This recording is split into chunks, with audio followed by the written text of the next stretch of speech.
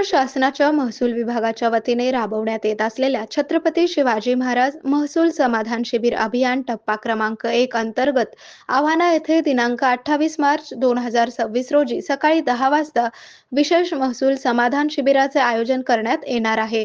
या शिबिराच्या अनुषंगाने दिनांक 9 मार्च रोजी आव्हाना ग्रामपंचायत कार्यालयात आढावा बैठक घेऊन कार्यक्रमाचे नियोजन निश्चित करण्यात आले।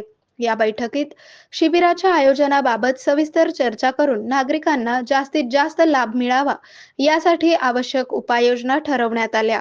या शिबिरामध्ये महसूल विभागाशी संबंधित विविध प्रलंबित प्रकरणांचे तातडीने निराकरण करण्यावर भर देण्यात येणार आहे।